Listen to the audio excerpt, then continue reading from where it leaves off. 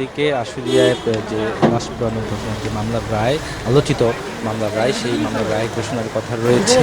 ইতিমধ্যে এই মামলার গ্রেপ্তার ৮ আসামিকে আদালতে হাজির করা হয়েছে। আন্তর্জাতিক অপরাধ ট্রাইব্যুনাল ২-এর এই মামলার রায় ঘোষণা হবে। আপনাকে জানিয়ে রাখি যে আন্তর্জাতিক অপরাধ ট্রাইব্যুনাল ২-এর চেয়ারম্যান নজরুল ইসলাম চৌধুরীর নেতৃত্বে ৩ সদস্যের বিচারক প্যানেল এই আলোচিত এই মামলা হত্যা মামলার রায়টি ঘোষণা করবেন। এর আগে গত ২১শে আগস্ট এই মামলার যুক্তিতর্ক অভিযোগ গঠন শেষ হয় এবং এরপরে আসামি পক্ষের যুক্তিতর্ক উপস্থাপন শেষে গত বছরের সেপ্টেম্বরে এই মামলার কিন্তু তারিখ নির্ধারণ করা হয়, রায়ের জন্য অপেক্ষা রাখা হয়। পরবর্তীতে ১লা ফেব্রুয়ারি এই মামলার রায় ঘোষণার জন্য দিন নির্ধারণ করা হয়। সেই পরিপ্রেক্ষিতে আজকে এই মামলার রায় ঘোষণার কথা রয়েছে।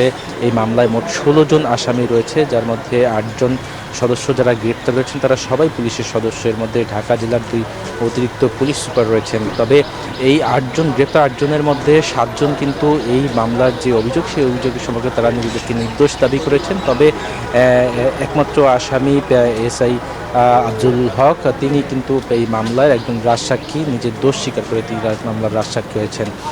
তো বেলা 12:30টার দিকে এই মামলার রায় ঘোষণার কথা রয়েছে, তখন আমরা জানতে পারবো যে কার কি সাজা হচ্ছে। তো এই ছিল এখন পর্যন্ত আমার কাছে সর্বশেষ সংবাদ।